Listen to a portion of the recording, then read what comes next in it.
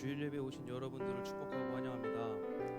우리의 삶으로 예배하는, 그리고 주님만 바라보는 진정한 예배자의 삶으로 우리 함께 나아갑시다.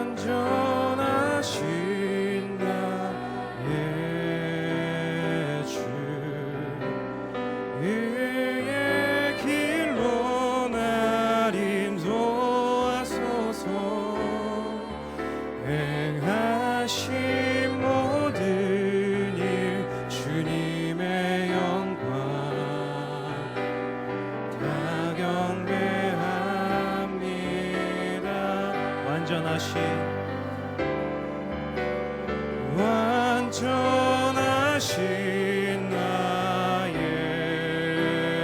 주, 그의 길로 날 인도하소서. 행하신 모든 일 주님의 영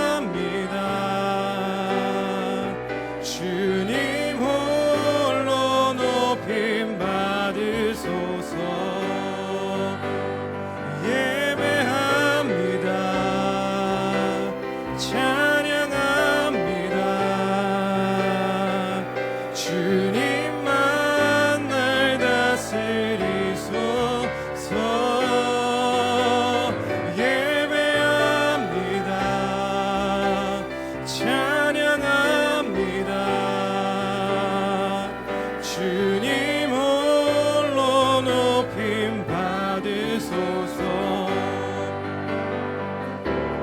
오 주의 영광 가득한 새날 주소서. 오 주님 나라 이 땅에 임하소서. 이 땅의 황무함을 보소서. 이 땅의 왕무함을 보소서. 하늘의 하나님 긍휼을 베푸시는 주여, 우리의 죄악 용서하소서. 이 땅 고쳐주소서. 이제 우리 모두 하나 되어 이 땅에 무너진 기초를 다시 쌓을 때 우리의 우상들을 태우시 성령의 불이 마소서. 흥의 불길 타오르게 하소서. 진리의 말씀 이 땅 새롭게 하소서. 은혜의 강물 흐르게 하소서. 성령의 바람 이제 불어와. 오 주의 영광 가득한 새날 주소서. 오 주님 나라 이 땅에 임하소서. 부흥의 불길 타오르게 하소서. 진리의 말씀 이 땅 새롭게 하소서. 은혜의 강물 흐르게 하소서. 성령의 바람 이제 불어와. 오 주의 영광 가득한 새날 주소서. 오 주님 나라 이 땅에 임하소서. 오 주님 영광 가득한 새날 주소서. 오 주님 나라 이 땅에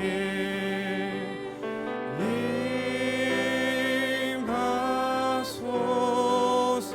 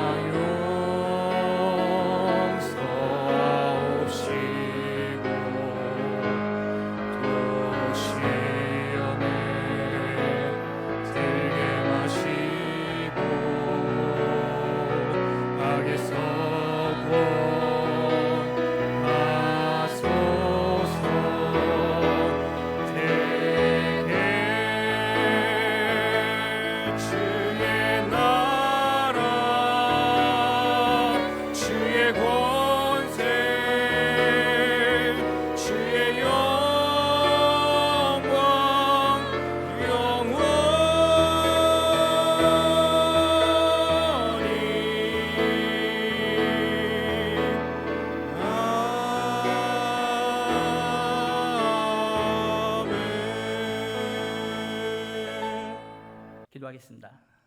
사랑이 가득하신 아버지 하나님, 너무나 감사드립니다.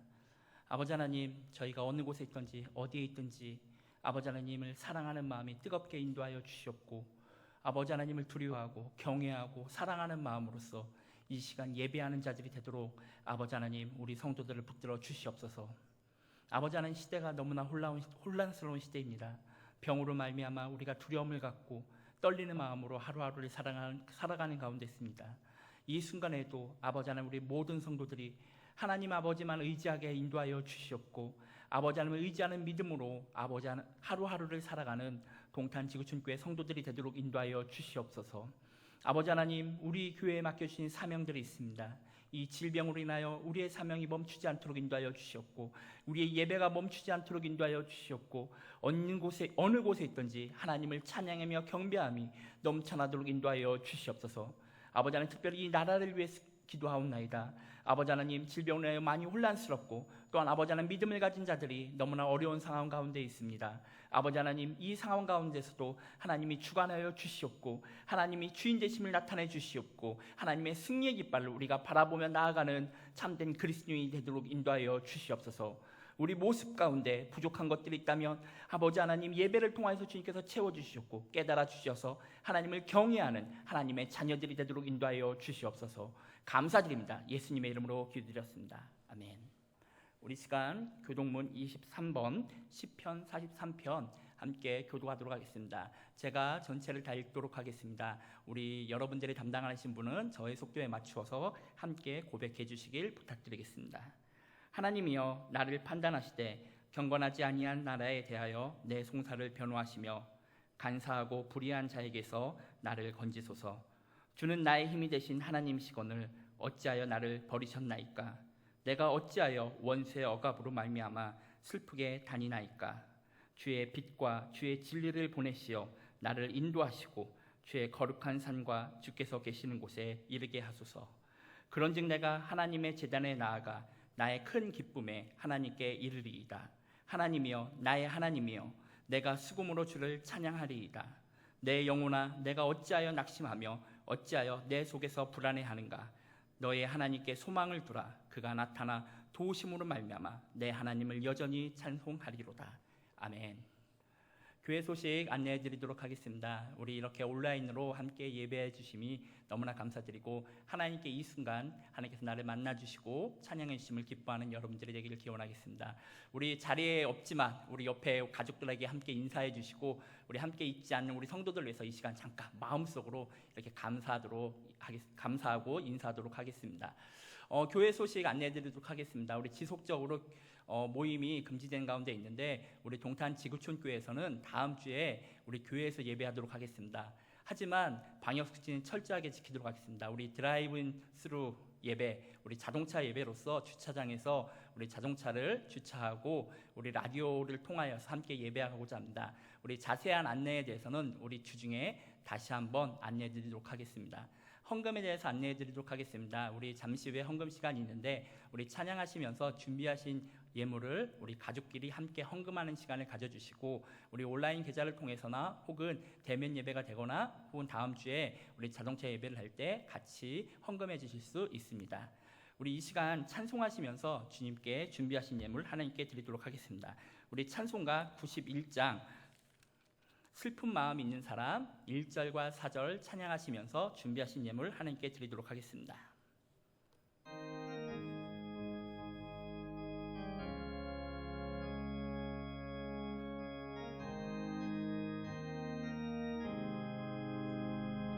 슬픈 마음 있는 사람 예수 이름 믿으면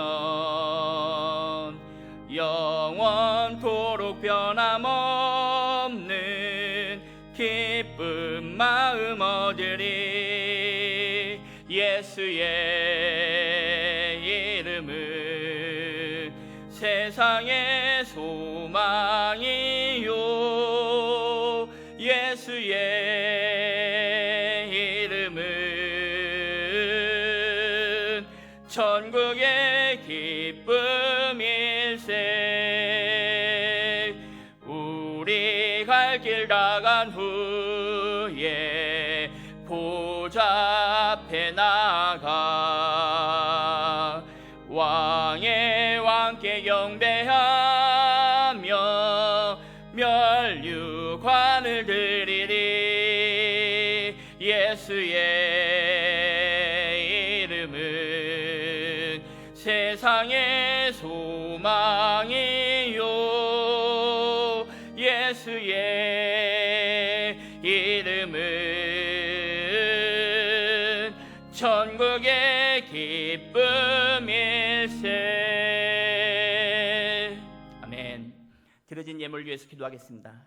거룩하신 아버지 하나님, 너무나 감사드립니다. 아버지 하나님, 이 어려운 때에 우리를 먹이시고 입히시고 하루하루를 살아가도록 인도해 주심이 너무나 감사드립니다.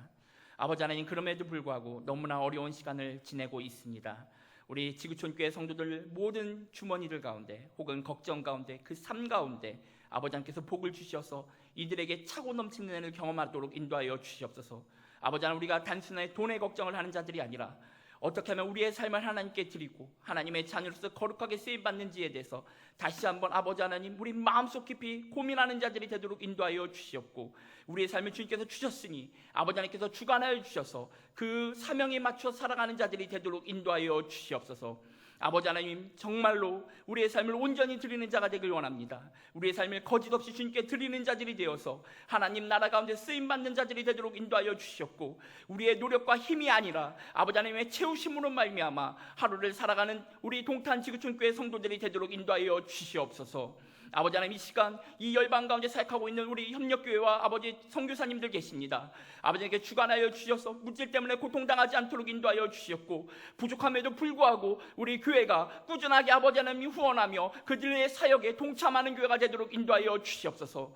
뿐만 아니라 아버지 하나님, 우리 교회 가운데서 다음 세대를 위하여 사역하고 있는 가운데 있습니다. 우리 학교를 통하여서 주님께서 은혜 부어주셔서 아버지 하나님, 저 어린아이들부터 시작하여 아버지 하나님 우리 청소년이까지 모든 아버지 하나님 학생들이 정말로 아버지 하나님의 말씀을 공부하는데 부족함이 없게 하여 주셨고 어려움 당하지 않도록 인도하여 주시옵소서. 아버지 하나님, 우리 성도들을 주님께서 주관하여 주셔서 이들의 삶이 더욱더 하나님 나라 가운데서 온전히 세워지도록 인도하여 주셨고, 물질 때문에 아버지 하나님 고통당하지 않도록 인도하여 주시옵소서. 아버지 하나님, 이들의 하루하루를 주님께서 채워주셨고 아버지 하나님, 물질 때문에 시험당하지 않도록 인도하여 주셨고 부족한 가운데서 드릴 수 있는 하나님의 자녀가 되도록 인도하여 주시옵소서. 감사드립니다. 예수님의 이름으로 기도드렸습니다. 아멘. 우리 시간 함께 말씀 보도록 하겠습니다. 오늘 함께 보실 말씀은 예레미야 27장 1절에서 7절 말씀입니다. 제가 읽겠습니다. 유다의 왕 요시아의 아들 여호야김이 다스리기 시작할 때 여호와께서 말씀으로 예레미야에게 임하시니라.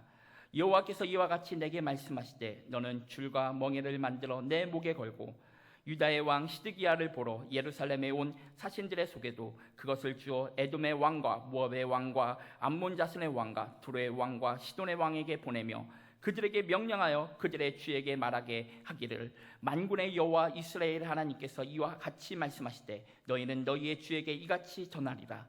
나는 내 큰 능력과 나의 쳐든 팔로 땅과 지상에 있는 사람과 짐승들을 만들고 내가 보기에 옳은 사람에게 그것을 주었노라.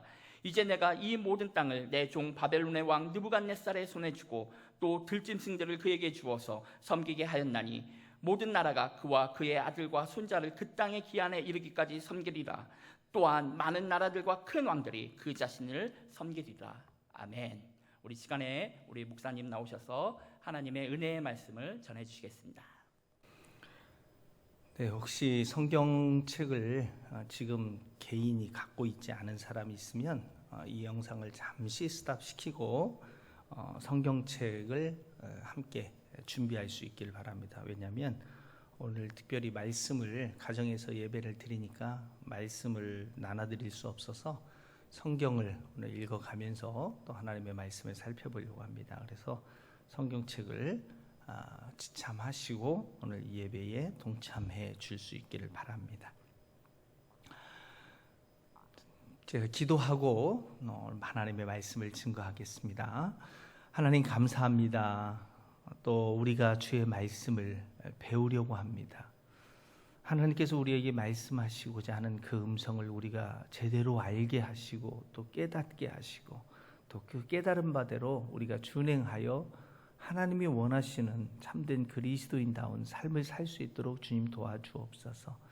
우리가 말씀을 통하여 또 이 시대를 읽을 줄 아는 영적인 눈을 갖게 하시고, 또 우리가 말씀을 통해서 분명히 우리에게 말씀하시고자 하는 하나님의 그 음성들을 분별할 수 있는 영적 분별력을 얻도록 주님 도와주옵소서.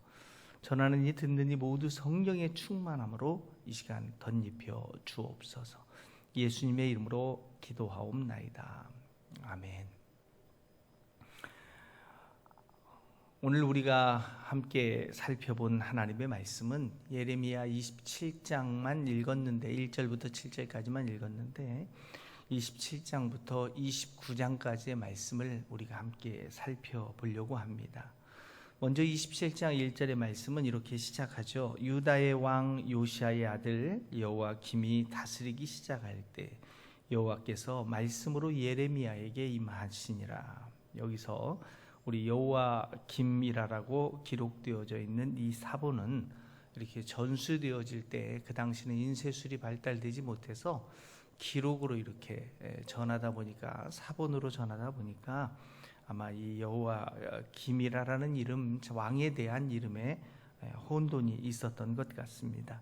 3절을 보면 유다의 왕 시드기야라고 이렇게 분명히 기록되어져 있는 것을 통해서 요시아의 아들, 이 시대의 왕은 지금 주전 597년부터 586년 사이에 일어난 사건을 이야기하고 있기 때문에 이 당시에 통치했던 왕은 시드기야 왕이 맞습니다. 그래서 영어 성경도 킹제임스 버전을 제외한 모든 성경은 다 시드기야 왕으로 표현하고 있습니다. 그래서 바벨론 군대의 침공으로 유다 왕인 여호와긴입니다. 이거는 시드기야 왕의 숙부입니다. 이 반바벨론 정책을 표려하자 이미 바벨론에서 유다를 침공한 상태입니다. 거기에서 더 이상 바벨론의 어떤 그 포로로 잡혀가거나 더 이상의 침공을 막기 위해서 아마 반바벨론 정책을 펴서 에돔과 모압과 암몬 자손과 두로 왕과 이런 왕들이 연합 전선을 아마 필요했던 것 같습니다. 이 반바벨론 정책을 필요하자 바벨론이 이 여호와긴 왕이 즉위한 3개월밖에 되지 않은 3개월 10일밖에 되지 않았는데 바로 이 여호와긴을 폐위시켜서 바벨론 포로로 잡아간 후에 바로 이 시드기야가 왕이 된 그 후의 사건들이 이곳에 기록되어져 있는 내용입니다. 자, 그래서 27장 2절부터 보면 여호와께서 이와 같이 내게 말씀하시되 너는 줄과 멍에를 만들어 내 목에 걸고 유다의 왕 시드기야를 보러 예루살렘에 온 사신들의 손에도 그것을 주어.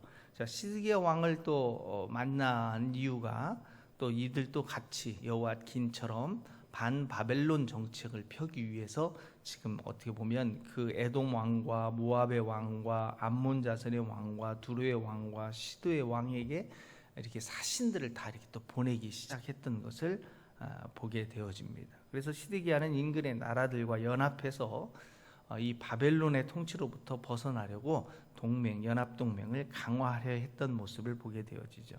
바로 그 시점에 하나님께서 선지자 예레미야를 통해서 지금 말씀하고 있는 내용입니다. 4절부터 나타납니다. 그들에게 명령하여 그들의 주에게 말하게 하기를 만군의 여호와 이스라엘의 하나님께서 이와 같이 말씀하시되 너희는 너희의 주에게 이같이 전하라. 나는 내 큰 능력과 나의 쳐든 팔로 땅과 지상에 있는 사람과 짐승들을 만들고 내가 보기에 옳은 사람에게 그것을 주었노라.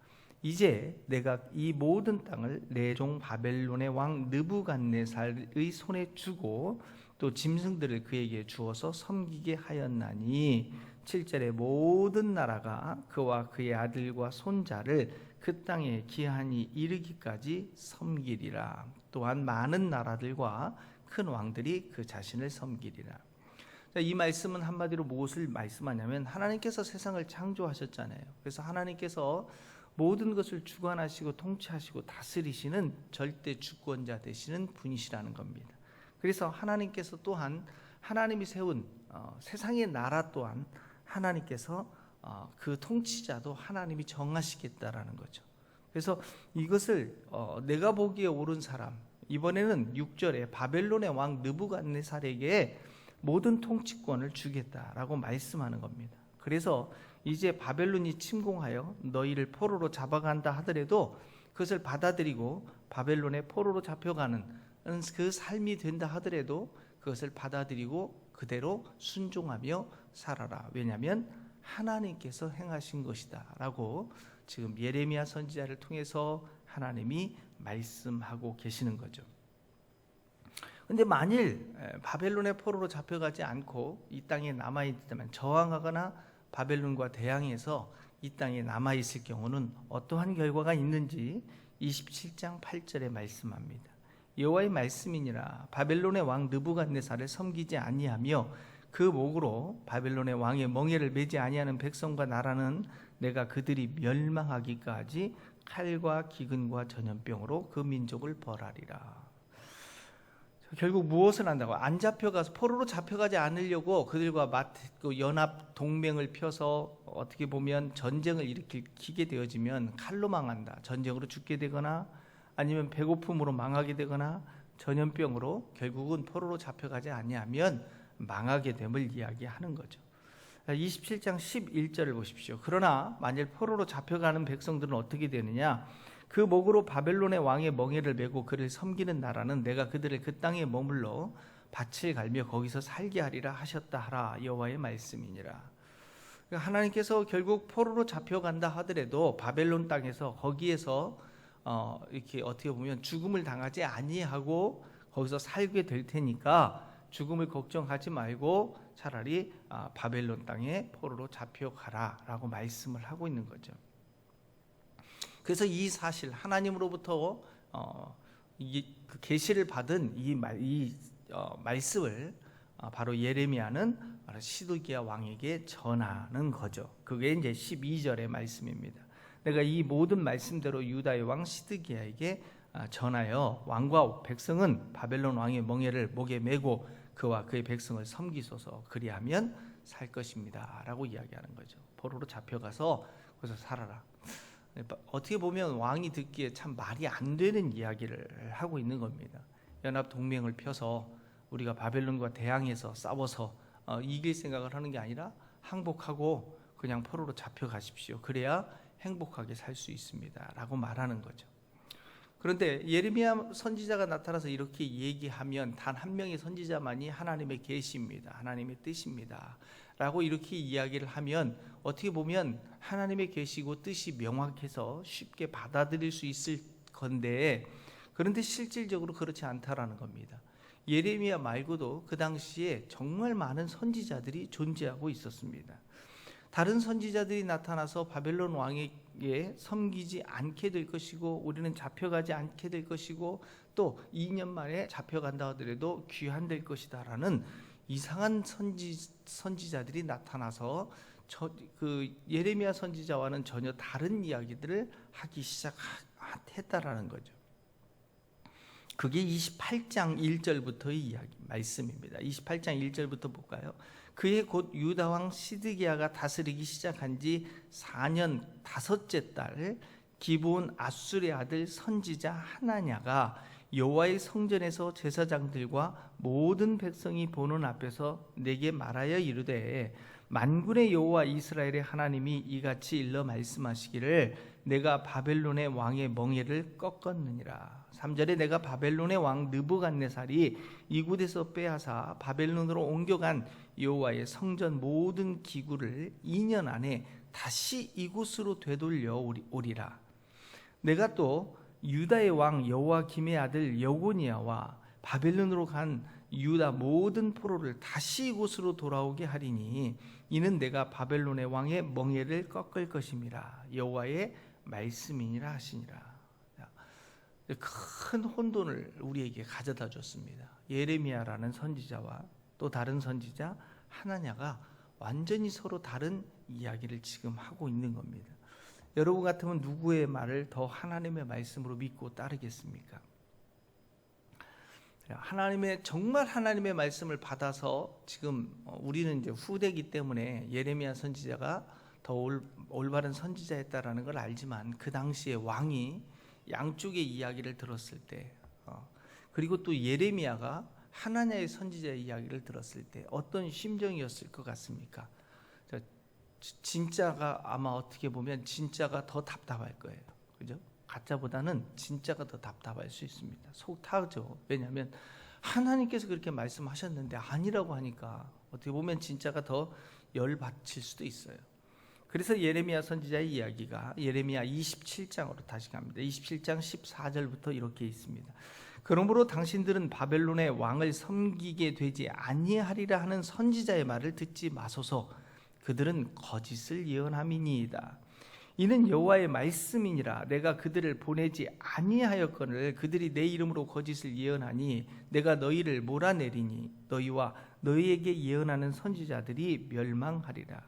16절에 내가 또 제사장들과 모든 백성에게 전하여 이르되 여호와께서 이와 같이 말씀하시기를 보라 여호와의 성전 기구를 이제 바벨론에서 속히 돌려오리라라고 너희에게 예언하는 선지자들의 말을 듣지 말라. 이는 그들이 거짓을 예언함이니라 하셨나니.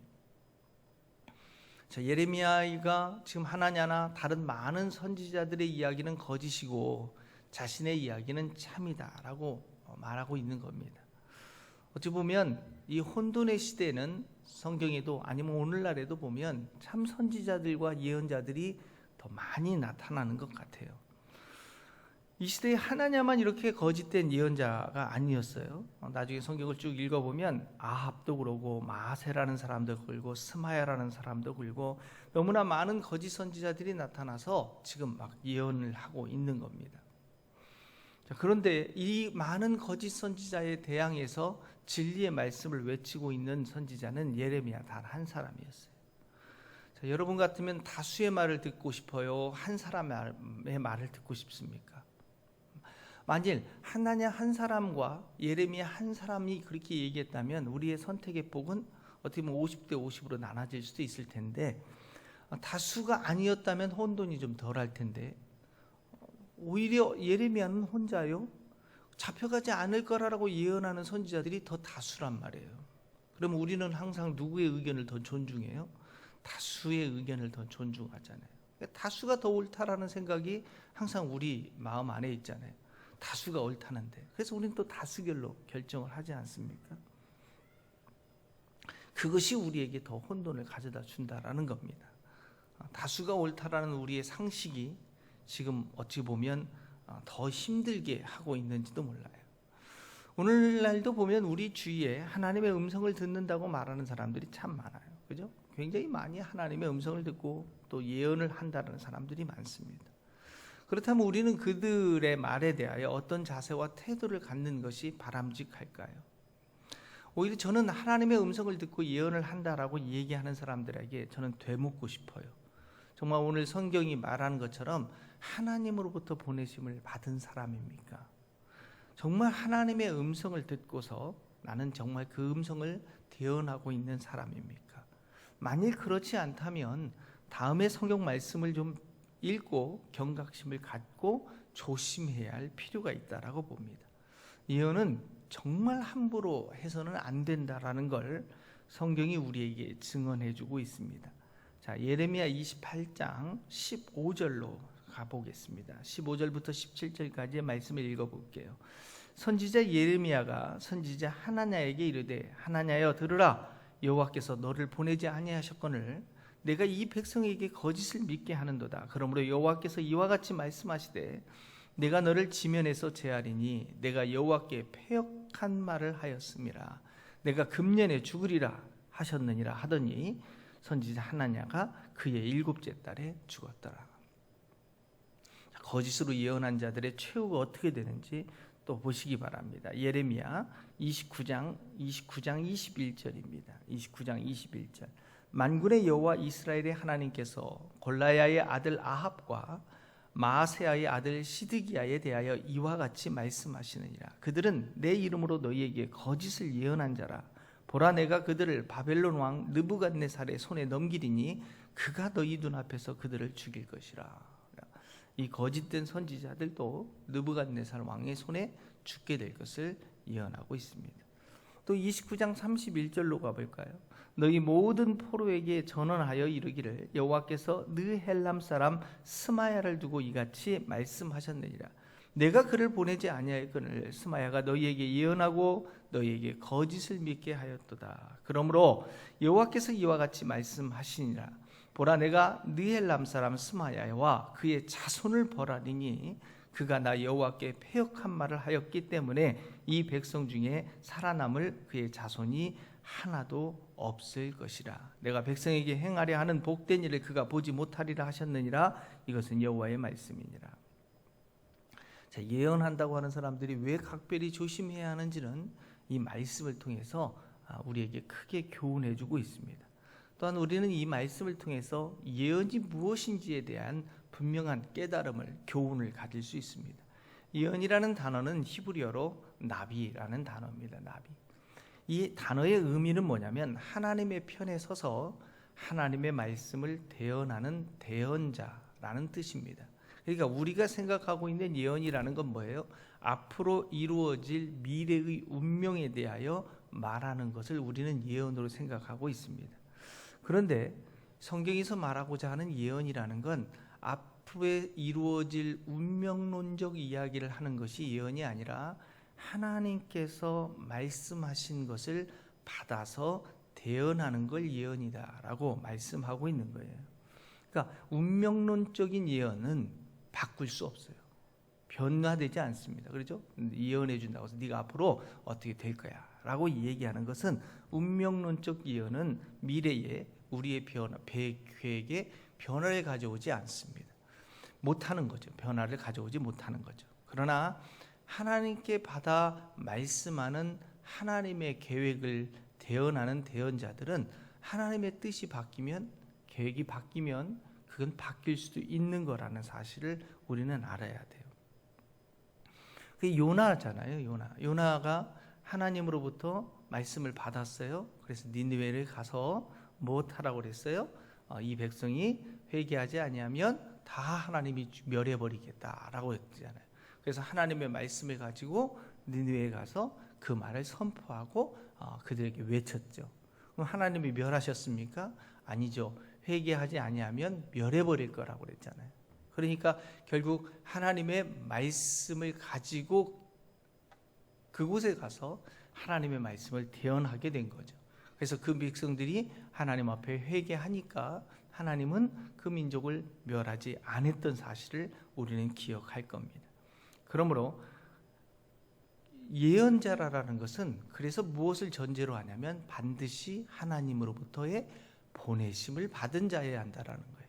그래서 오늘 말씀 속에서 내가 하나님께서 너를 보내지 아니하였거니라는 말을 계속하는 건 예언자는 대언자이기 때문에 그렇습니다. 하나님의 말씀을 대신 말하는 것이 이 당시에 예언자였어요. 그러니까 오늘날 우리가 생각하고 있는 예언의 의미는 점 보고 있다라고 보면 더 맞는 거죠. 점은 하나님이 싫어하는 겁니다.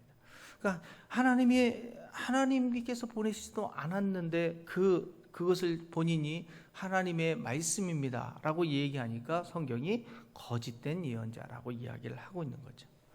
어찌됐든 이제 이런 거짓된 예언자들이죠. 거짓된 대언자들로 인해서 백성은 혼돈할 수밖에 없는 거죠. 이러한 혼돈의 시대, 오늘날도 어찌 보면 우리가 혼돈의 시대를 살고 있는 거죠. 이러한 혼돈의 시대에 우리는 그러면 누구의 말을 들어야 할 것인가? 다수결의 원칙에 따라서 다수의 말을 들을 것인가? 그렇다고 해서 혼자 외치고 있는 사람의 말을 또 듣는 것도 우리는 불안한 거죠. 그럼 옳은 사람들의 말을 들으면 되지요 라고 이렇게 쉽게 답변하는 사람도 있을 겁니다. 그럼 누가 옳은지 어떻게 알아요? 아직 지금 예언이라는 건 앞으로 미래에 이루어질 일들이잖아요. 이루어지지 않았으니까 확인이 되질 않습니다. 그러면 확인이 되지 않았는데 누구 것이 맞는지, 누구 말이 맞는지를 어떻게 알겠어요? 예레미야 28장 8절과 9절의 말씀을 보세요. 나와 너 이전의 선지자들이 예로부터 많은 땅들과 큰 나라들에 대하여 전쟁과 재앙과 전염병을 예언하였느니라. 9절에 평화를 예언하는 선지자는 그 예언자의 말이 응한 후에야 그가 진실로 여호와께서 보내신 선지자로 인정받게 되리라. 자, 앞으로 일어날 상황을 경험하지 못한 우리들은 누가 진짜 하나님의 말씀을 맡아서 대언하는 예언자인지 우리는 분간하기 어렵다는 겁니다. 왜? 그 말이 지금 이루어지지 않았기 때문에. 왜냐하면 이루어진 이후에야 비로소 우리는 그것을 이 사람이 옳구나라는 걸 알 수 있는 거죠. 오늘 우리가 예레미야 선지자가 옳구나라는 걸 알 수 있는 것도 바로 이렇게 지났으니까, 과거의 사건이니까 알 수 있는 거지, 그 당시 그 현장 안에 있었던 사람은 옳고 그름을 판단하는 것이 쉽지 않습니다. 오늘날 우리가 믿는 예수 그리스도에 대해도 마찬가지예요. 예수 그리스도 시대 때 우리가 살고 있었다면 과연 예수님을 우리도 믿을 수 있었을까? 굉장히 많은 혼돈 속에 있었던 거죠. 그러기에 우리가 그러면 대언의 말, 예언의 말을 듣는다고 할 때, 그러면 우리는 주로 누구의 말을 들을까요? 결국 내가 듣고 싶은 말을 듣는다는 거예요. 그러니까 그 말이 어떤 말이냐면 내 생각과 일치되는 것, 그죠?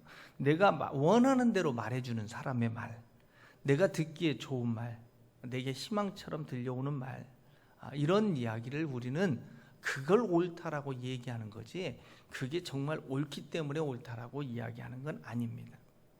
내 안에 문제가 있거나, 그죠? 아니면 밝히고 싶지 않은 내게 어떤 그런 것들이 있거나, 아니면 내가 어떻게 보면 게을러지고 싶고 나태해지고 싶고 안일해지고 싶었을 때 하나님의 올바른 말씀이 내게 선포되어진다면 나의 마음에는 커다란 부담이 될 수밖에 없잖아요. 그죠? 어떻게 보면 하나님의 말씀이 내게 선포되어질 때 내게 찔림이 온다면 이건 참 어떻게 보면 마음 아픈 일이 될 수도 있다는 거예요. 그런데 어떤 새로운 예언자가 나타나서 그렇게 살아가고 있는 내 인생을 아무 문제 없다라고 말해주는 거예요. 그러니 얼마나 고맙고 위로가 되겠어요. 그죠? 그래서 그 사람들의 말을 우리는 듣고 따르는 그런 경우가 발생할 수 있다는 겁니다. 내가 들어보기에 너무 좋으니까 은혜 받았다라고 얘기하는 거고, 내가 들어보기에 내게 찔리니까 그건 틀렸다라고 얘기할 수 있는 것이 어떻게 보면 어리석은 우리일 수도 있어요. 그래서 우리는 이단에 안 빠질 것 같지만 그렇게 쉽게 이단에 넘어가는 이유가 바로 여기에 있다라는 거예요. 그러잖아요. 사회 속에서도 보이스피싱을 얘기하잖아요. 어떻게 그렇게 어리석게 보이스피싱에 빠져? 라고 얘기하지만 막상 본인이 그 당사자가 되면 거기에 빠질 수밖에 없게 된다라는 겁니다. 그게 어떻게 보면 인간의 연약성이겠죠. 그러니까 시대가 어두워질수록 바로 이런 거짓 선지자들은 더 많이 나타날 것이고, 그러면 그럴수록 우리는 더 혼란하게 되어지는 거죠. 코로나19 전국 속에서도 얼마나 많은 거짓된 이야기들이 막 나타납니까? 설마 그걸 믿을까 하는데 그것을 따라서 또 하는 사람들이 얼마나 많이 나타나요. 우리나라만의 얘기가 아니라 세계를 다 돌아보면 정말 봐도 참 답답한 이야기들이 나타나잖아요. 한국 안에서도 소금물 괜찮다고 입 벌리고 이렇게 분무기로 쏴주는 그런 모습들도 보는 거 보면 참 인간의 연약성과 어리석음은 이루 말할 수 없는 것을 보게 되어집니다. 그러한 시대에 우리는 어떤 음성을 그러면 들어야 하나요? 어떤 음성을 들어야 하나요? 근데 성경은 우리에게 이렇게 말씀하세요. 어떤 음성도 들으려 하지 말라라고 얘기해요. 이 사람 저 사람의 소리를 듣기 위해서 귀 기울이지도 말고 사람을 찾아다니지도 말라라고 말씀하는 겁니다. 예레미야 29장 8절과 9절의 말씀을 보세요. 만군의 여호와 이스라엘의 하나님께서 이와 같이 말하노라. 너희 중에 있는 선지자들에게와 점쟁이에게 미혹되지 말며 너희가 꾼 꿈도 고지 듣고 믿지 말라. 내가 그들을 보내지 아니하였어도 그들이 내 이름으로 거짓을 예언함이라 여호와의 말씀이니라. 이미 많은 사람들이 거짓 예언자의 소리에 참 이렇게 넘어가고 있음을 보게 되어집니다. 달콤한 말, 유혹하는 말, 때로는 위로하거나 아무 문제가 없을 것이다라고 안주시켜주는 그런 마음에, 그런 말들에 우리 굳은 마음이 그냥 넘어가 버리는 거죠. 그 결과가 어떻게 되어져요? 결국 우리가 멸망하고 만다는 겁니다. 그럼 그렇게 되지 않기 위해서 어떻게 하라라고 말씀하세요? 귀 기울이지 말라라는 거예요. 심지어는 네가 꾼 꿈조차도 믿지 말라라고 성경이 말씀하잖아요. 오늘 얼마나 이렇게, 그죠? 자기가 꾼 꿈을 믿으면서 살아가는 사람들을 보면 참 안타까울 때가 많아요. 그죠? 그 꿈이 개꿈인지 어떻게 알아요? 그런데도 그 꿈을 믿고 살아간다라는 거죠. 또 우리가 듣고 싶은 말, 듣기에 좋은 말들을 너무 쫓아다니지 말라라고 말씀하는 겁니다. 이스라엘 백성들이 실패했던 이유가 바로 거기에 있었던 거예요. 사람의 말에 귀를 기울이면 결국 우리는 실패할 수밖에 없어요. 하나님의 말씀에 귀를 기울여야죠. 그럼 어떻게 해야 돼요? 하나님의 말씀에. 근데 하나님의 말씀을 자꾸 기도하면서 귀로 들으려고 하지 마세요. 일단 우리가 확실히 100% 검증된 하나님의 말씀, 이 성경이잖아요. 성경. 이 성경이 오히려 이 성경을 읽고 묵상하는 시간을 더 보내세요. 성경을 통해 귀를 기울이시고 이 성경이 우리에게 무엇을 말씀하고 이 성경이 나에게 어떤 교훈과 깨달음을 주는지 오히려 성경에 귀를 기울이는 것이 바람직하다라는 겁니다. 그래서 다른 사람들의 이야기는 우리에게 혼란과 혼돈만 가중해 줄 뿐이라는 거예요.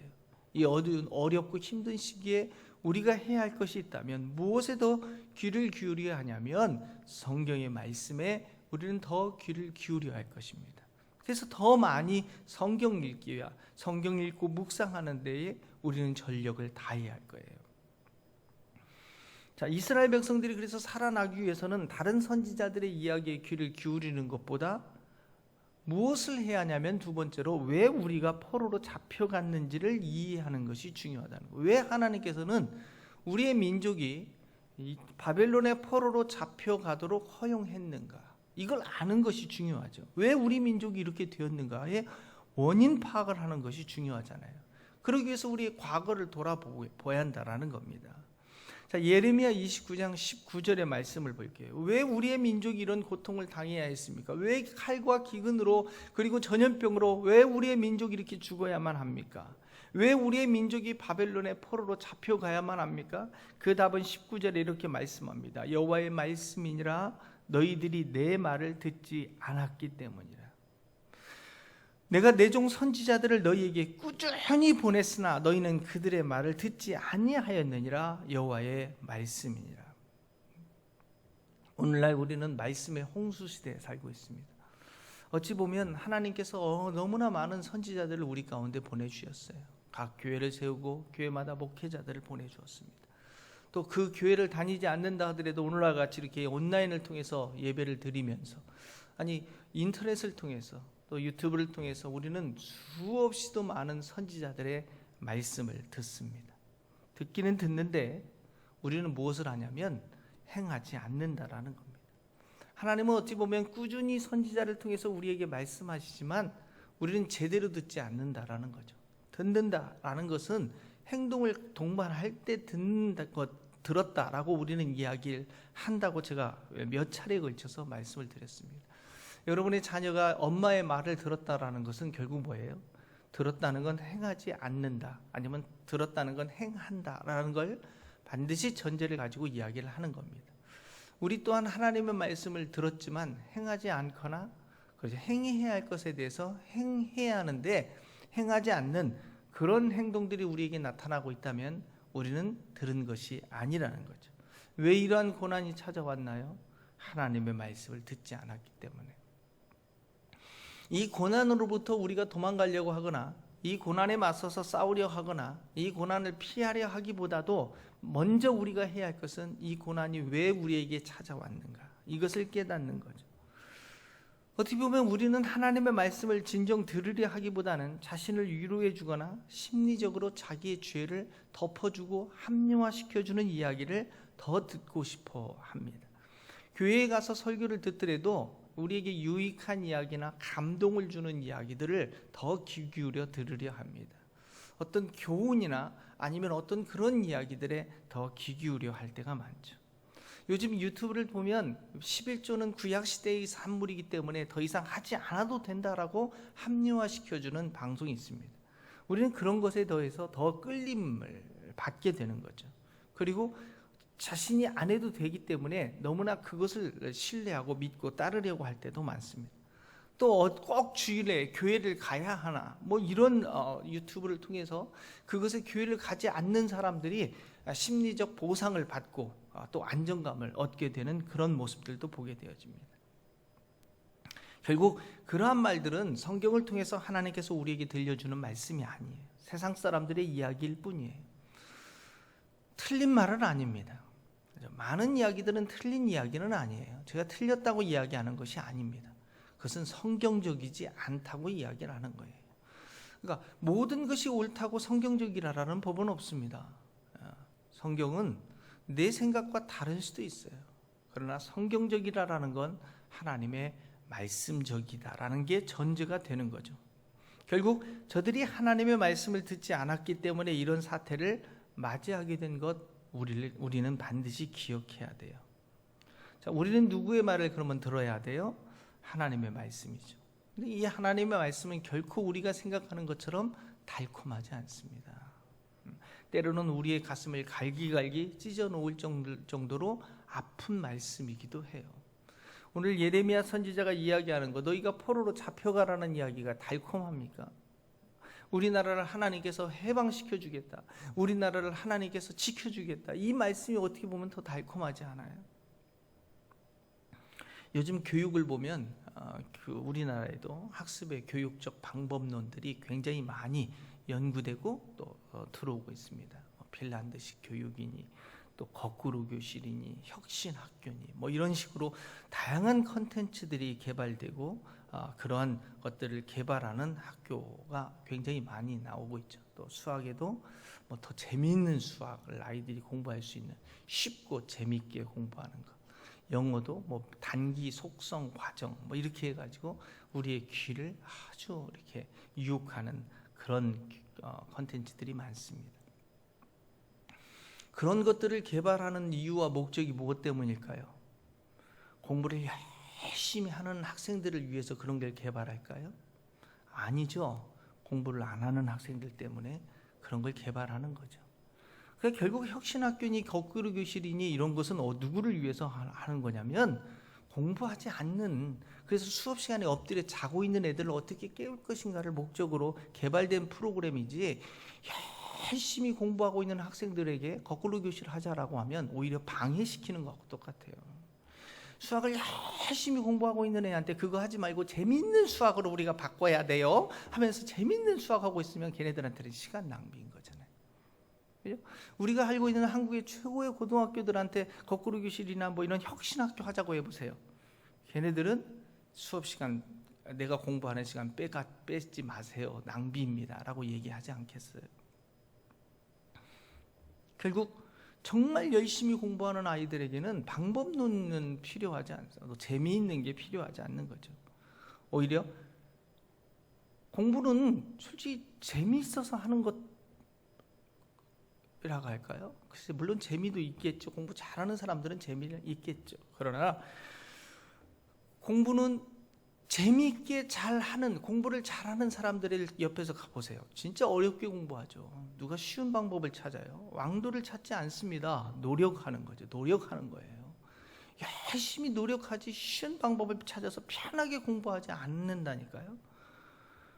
그러니까 공부하지 않는 학생일수록 뭘 찾겠어요? 재밌고 쉬운 방법론만 찾고 있는 거예요. 공부는 안 하면서 어떻게 하면 쉽게, 어떻게 하면 재밌게 할까? 우리의 신앙생활도 마찬가지예요. 쉽고 재밌게 신앙생활을 하려고 하는 사람들, 그것만을 찾아다니는 사람들은 결국 하나님의 음성을 들을 수 없다라는 거예요. 그러므로 우리가 무엇을 해야 할까요? 우리가 해야 할 것들은 그런 것들을 찾아다니는 것이 아니라는 거예요. 그런 것을 찾아다니는 것이 아니라 우리가 하나님의 뜻을 겸허히 받아들이고 순종하는 자세와 태도를 갖는 것이 우리에게 있어서 무엇보다도 중요합니다. 결국 2년 만에 회복될 것이라고 믿는 사람들이나 말하는 사람들은 결국 그 회복을 위하여 싸우려고 할 것이겠죠. 결국 그렇게 행동을 하는 사람들은 결국 하나님의 뜻을 순종하는 게 아니라 하나님의 뜻에 거역하는 자가 되는 거예요. 그러니까 어떻게 우리에게 이루어지는 일들에 대해서 반대를 하거나 그 일들에 대해서 우리가 거역하려고 하는 자들은 결국 그 일에 대해서 반대하는 것이 아니라, 그 일에 대해서 거역하는 것이 아니라 하나님의 뜻에 대하여 반대하는 것이요, 하나님의 뜻에 대하여 거역하고 있는 자들이라는 겁니다. 왜냐하면 하나님께서는 모든 것을 다스리시고 통치하시고 주관하고 계시기 때문에 그래요. 그렇다면 하나님께서 모든 것을 다스리시고 모든 것을 통치하신다면 우리의 인생 또한 다스리시고 통치하고 계시지 않을까요? 그렇다면 우리의 자신조차도, 내 인생조차도 하나님께 맡길 수 있는 그런 순종적 자세와 태도가 곧 하나님께 거역하지 않는 태도라는 겁니다. 하나님은 우리에게 이제 포로로 잡혀간 것에 대해서 인정하고 받아들이라라고 말씀하세요. 자신이 지금 처해 있는 환경과 자신의 인생에 대하여 순응하면서 하나님의 때를 기다리라라고 이렇게 말씀하고 계십니다. 자, 예레미야 29장 10절로 가겠습니다. 예레미야 29장 10절입니다. 여호와께서 이와 같이 말씀하시니라. 바벨론에서 70년이 차면 내가 너희를 돌보고 나의 선한 말을 너희에게 성취하여 너희를 이곳으로 돌아오게 하리라. 자, 몇 년간 바벨론에 가 있어야 한다고 말씀하세요? 70년. 2년이 아니고 70년이에요. 그러니까 70년이 되기 전까지는 우리가 별의 별짓을 다 해도 회복되지 않고 돌아오지 않는다라는 거예요. 그러면 이 70년은 하나님이 정한 시기잖아요. 그러면 이 시기 동안 우리는 어떻게 해야 합니까? 라고 하나님께 물었을 때 하나님의 답은 29장 4절부터 6절까지 이렇게 말씀하십니다. 만군의 여호와 이스라엘의 하나님께서 예루살렘에서 바벨론으로 사로잡혀가게 한 모든 포로에게 이와 같이 말씀하시느니라. 자, 잡혀간 포로들이여 이렇게 살아라. 너희는 집을 짓고 거기에 살며 텃밭을 만들고 그 열매를 먹으라. 아내를 맞이하여 자녀를 낳으며 너희 아들이 아내를 맞이하며 너희의 딸이 남편을 맞아 그들로 자녀를 낳게 하여 너희가 거기에서 번성하고 줄어들지 않게 아니하게 하라. 포로로 잡혀갔습니다. 포로의 삶이 지금부터 시작되어져요. 포로로 잡혀가서 아마 두 부류의 사람들이 나타날 겁니다. 내가 포로이기 때문에, 내가 노예이기 때문에 아무것도 하지 못한다라고 환경을 탓하며 불평하면서, 포로가 끝나면 그때부터 내가 정말 열심히 살아야지 라고 계획하는 사람들이 있을 겁니다. 환경이 이러니까. 그러잖아요. 우리의 인생에서 저는 어려움을 만났을 때, 힘든 시기를 겪게 될 때 그렇게 환경을 탓하고 불평하는 사람들은 바로 이 부류가 아닐까요? 그 사람들은 염려하고 아무것도 하지 않고 그냥 주저하고 있으면서 불평하고만 있을 것입니다. 근데 하나님은 지금 어떻게 하라고 말씀하세요? 하나님의 말씀하시면 거기서 집을 짓고 텃밭도 가꾸고 열매도 먹고 결혼도 하고 행복하게 살아라. 오늘 지구가 멸망해도 한 그루의 사과나무 심어라 라고 말씀하고 있는 거예요. 이단들의 특징은 뭐예요? 곧 종말이 오니까 아무것도 하지 말아라 라고 이야기하잖아요. 근데 하나님은 종말이 와도 사과나무 심어라 라고 말씀하는 거죠. 결국 무엇을 말하면 오늘 현재적 삶에서 네가 어떠한 환경에 어떤 것에 처해 있다 하더라도 최선을 다하는 삶을 살아라라고 우리에게 말씀하고 있는 거예요. 주저앉지 말고 그 안에서 결혼하여서 가정을 꾸리고 텃밭도 가꾸고 과수원도 해고 집도 짓고 행복을 추구하면서 지금 현재 내가 서 있는 그 환경 속에서 내가 할 수 있는 모든 일들에 대하여 최선을 다하며 열심히 살아가라 라고 우리에게 말씀하고 있는 거예요. 비록 네가 포로로 잡혀간다 할지라도 내가 지금 할 수 있는 것 하나씩 하나씩 최선을 다하며 열심을 다하여 살아가라 라고 지금 말씀하고 있는 거예요. 나름대로 과수원도 만들고 텃밭도 가꾸고 집도 짓고 자녀도 낳고 그곳에서 포로이지만 할 수 있는 일을 찾아서 열심히 살아갈 것을 우리에게 말씀하는 거예요. 결국 중요한 것은 뭐예요? 하나님의 때까지 70년 이르기까지 우리는 바벨론을 떠날 수 없다는 거예요. 그죠? 자, 70년이라는 기간은 한 아이가 태어나서 한 세대를 다 사는 거예요. 그러면 기다리다 70년 동안 아무것도 하지 말고 가만히 슬퍼하고 애통해하고 좌절하고 절망하고 불평하고 70년을 살아가. 그렇게 생각하는 사람은 그렇게 살겠죠. 그래서 오늘날의 인생도 보면 일평생을 불평하면서 사는 사람들이 있을 거예요. 그죠? 투덜. 환경은 안 바뀝니다. 절대 안 바뀌어요. 70년 동안. 그러면 안 바뀌는 환경 속에서 뭘 어떻게 하라고요? 네가 바뀌라는 거잖아요. 너의 마음과 자세와 태도가 바뀌면 너는 행복하게 살 수 있을 것이다 라고 말씀하는 거예요. 그러니까 하나님께서 우리에게 원하고자 하는 것은 뭐예요? 네가 어떤 환경 속에 처한다 하더라도 어차피 너는 나그네 인생이니까 그 환경 속에서 평안한 삶을 추구하면서 살아가라라는 겁니다. 예레미야 29장 11절부터 11절의 말씀을 보겠어요. 여호와의 말씀이니라 너희를 향한 나의 생각을 내가 아나니 평안이요 재앙이 아니니라 너희에게 미래와 희망을 주는 것이요. 하나님은 우리가 평안한 삶을 살기를 하나님은 잘 알고 계셔요. 또한 우리가 그러한 삶을 살게 해 주실 거예요. 그래서 그러한 삶이 될 수 있도록 우리가 그러한 삶을 추구할 수 있도록 그러한 삶이 될 수 있도록 하나님께서 우리에게 요청하는 것이 있어요. 그게 기도라는 거예요. 자, 예레미야 29장 7절입니다. 우리 다 같이 한번 소리내서 읽어보겠습니다. 29장 7절의 말씀입니다. 시작. 너희는 내가 사로잡혀 가게 한 그 성읍의 평안을 구하고 그를 위하여 여호와께 기도하라. 이는 그 성읍이 평안함으로 너희도 평안할 것임이라. 자, 네가 사로잡혀 간 땅에서 촛불을 들고 태극기를 들고 데모해라라고 얘기한 게 아니에요. 민족의 해방을 위하여 민족 해방단을 구성해서 그들과 맞서 싸워라라고 얘기한 것이 아니에요. 너의 평안을 구하고 그 평안을 위하여 하나님 앞에 기도하라는 거예요. 그리고 그 나라를 위해서 기도해 주라라는 거예요. 왜? 너의 평안을 위해서. 너도 평안할 거라는 거예요. 그 성읍의 평안함으로 인해서 너희도 평안할 거라는 거예요. 우리의 나라가 평안해야 나도 평안할 수 있다라는 거라니까요. 우리나라가 평안할 수 있도록 우리가 기도해야 돼요. 맞서서 싸우면 평안해지지 않잖아요. 이게 하나님께서 우리가 그리스도인들이 이 땅 가운데서 어떻게 살아야 할 것인지에 대해서 우리에게 분명하게 말씀하는 거예요. 하나님의 말씀은 지금 내가 힘들고 아파도 나중에 하나님께서 우리 하나님의 모든 뜻들을 우리가 비로소 깨닫게 되어지면 그때가 되면 하나님이 약속하신 그때가 되면 반드시 회복해 주실 거니까 믿음을 가지고 그때까지 평안함을 구하며 살아가라라는 겁니다. 그러므로 우리는 미래에 우리가 어떻게 될 것인가에 대한 염려함으로 방황하거나 주저하지 말고 그 미래를 주님께 맡기고 오늘 현재적 삶의 평안함을 추구하기 위하여 기도하며 살아가라라고 우리에게 말씀하는 거예요. 왜 기독교인들이 기도해야 하는지에 대해서 우리에게 분명하게 말씀해 주시는 구절입니다. 코로나19로 인해서 힘든 시대를 살아가고 있는 우리, 그렇죠? 많은 유언비어들이 펼쳐지고 있고 온갖 이야기들이 우리로 하여금 혼돈하게 하는 그런 이야기들이 우리 귀에 들려올 때 우리는 이제 무엇을 해야 할 것인가, 한국 기독교는 무엇을 해야 할 것인가를 우리에게 분명하게 말씀해 주고 있는 거예요. 그게 기도하라라는 겁니다.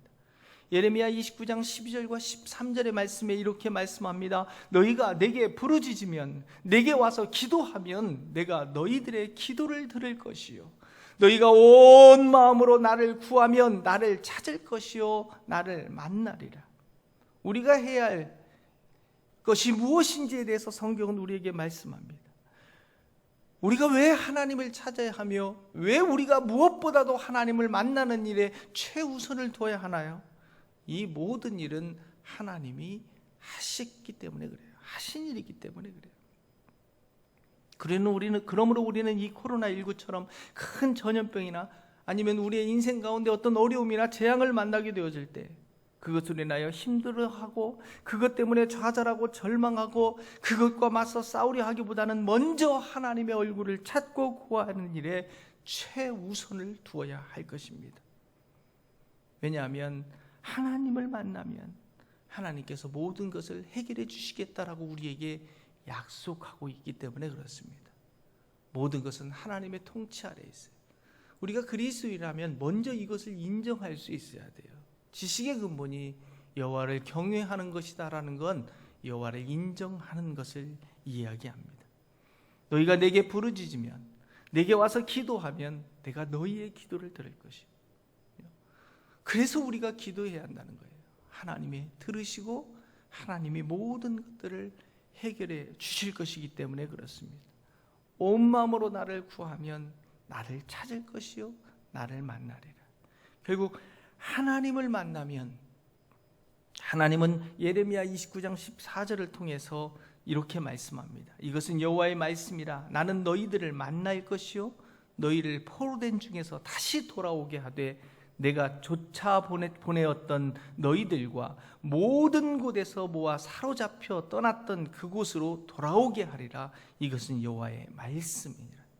우리가 하나님을 구하는 일에 최우선을 두고 하나님을 만나게 된다면 우리의 삶은 회복될 것이다 라고 말씀하는 겁니다.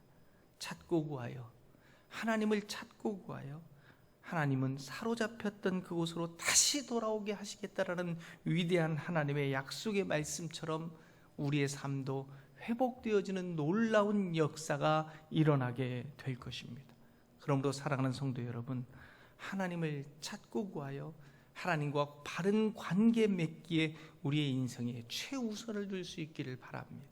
우리가 무엇보다도 하나님을 찾는데, 하나님께 기도하는데 우리가 최선을 다한다면 하나님은 우리의 모든 삶의 평안으로 회복해, 우리의 모든 삶을 평안으로 회복해 주실 것입니다. 그러한 저와 여러분이 되기를 주님의 이름으로 축원합니다. 이 시간에 함께 하나님 앞에 기도하며 나아가겠습니다. 오늘 우리가 배웠던, 또 우리가 들었던 이 하나님의 말씀을 우리 마음에 새기며 하나님 앞에 기도하며 나아가기 원합니다. 우리의 간절한 소원이 무엇입니까? 우리의 간절한 원함이 무엇입니까? 그 모든 것들이 이루어지기 위하여 성경은 우리에게 무엇보다도 먼저 하나님 앞에 나올 것을 요청하고 있습니다. 이 시간에 이 찬양, 하나님 앞에 기도하며 이 찬양으로 고백하며 함께 나아갑니다.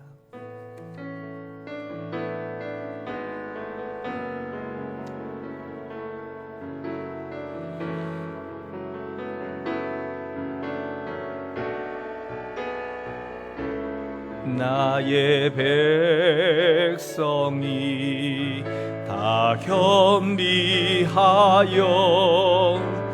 내게 기도하며 나의 얼굴을 구하여서 그 악한 길 떠나며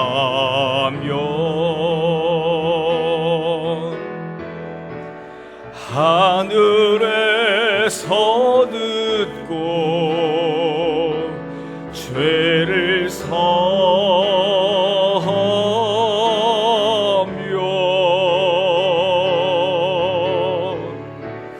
그들의 땅을 고치리라.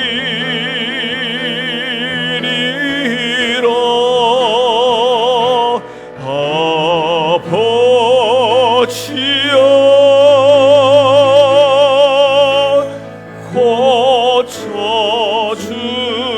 고쳐주소서.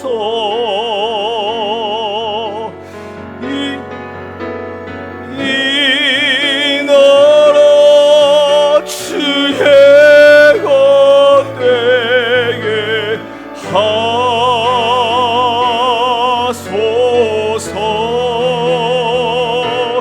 주 하나님 간절히 기도하오니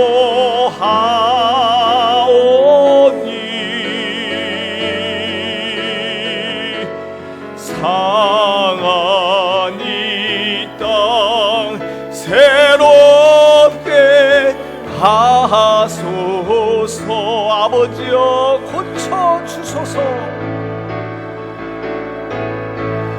아버지여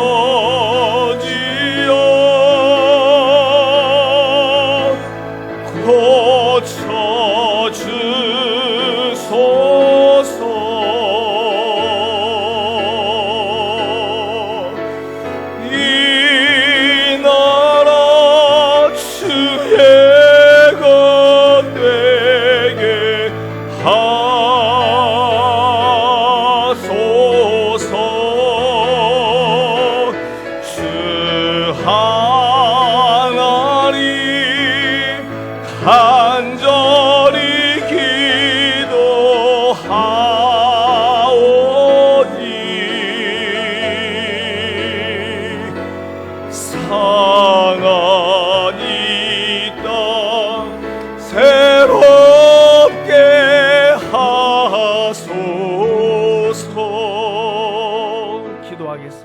하나님, 상한 이 땅, 코로나19로 인하여 너무나 모든 것들이 멈춰버린 이 땅을 새롭게 하여 주옵소서.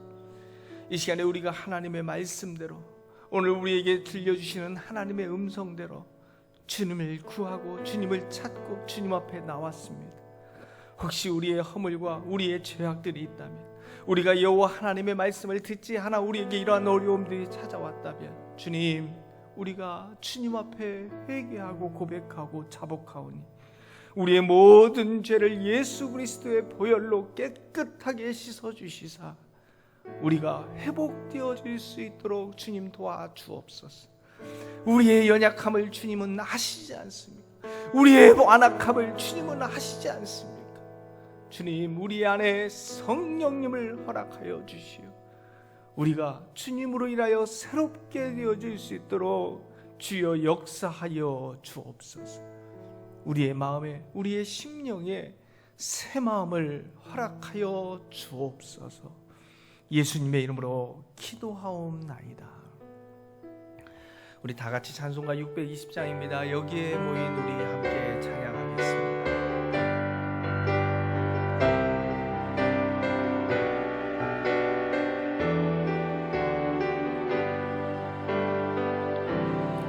여기에 모인 우리 주의 은총 받은 자여라. 주께서 이 자리에 함께 계심을 아노라. 언제나 주님만을 찬양하며 따라가리니 시험을 당할 때도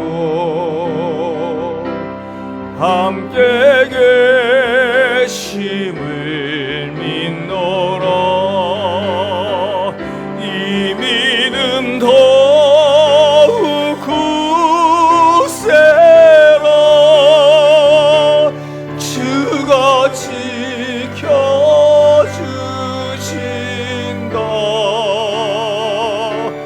어두운 밤에도 주의 밝은 빛 인도하여 주신다. 주님이 뜻하시니 헤아리기 어렵더라도 언제나 주 뜻 안에 내가 있음을 아노라. 사랑과 말씀들이 나를 더욱 새롭게 하니 때로는 넘어져도 태워 승리를 믿노라. 이 믿음 더욱 굳세라.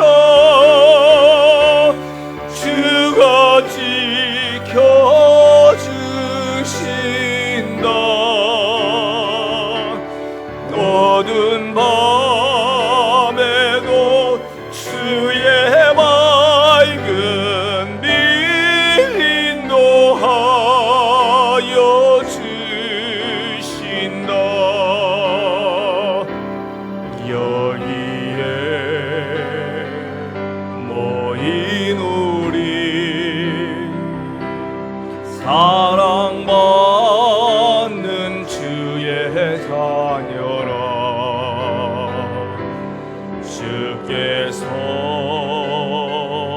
뜻하신 바 우리를 통해 펼치신다. 고통과 슬픔 중에 더욱 주님 의지하오니 어려움 이겨내고 주님 더욱 찬양하라. 이 믿음 더욱 굳세라. 주가 지켜주신다. 어두운 밤에도 주의 맑은 빛 인도하여 주신다. 기도합니다. 지금은 우리 주 예수 그리스도의 은혜와 아버지 하나님의 크신 사랑하심과 성령님의 역사 교통 충만케 하시며 오늘 비록 온라인 예배이지만 우리의 마음과 뜻과 정성을 다 모아 주님 앞에 온전히 예배로 나온 주의 사랑하는 영혼들 위해 지금부터 영원까지 함께 하옵기를 축원하옵나이다. 아멘.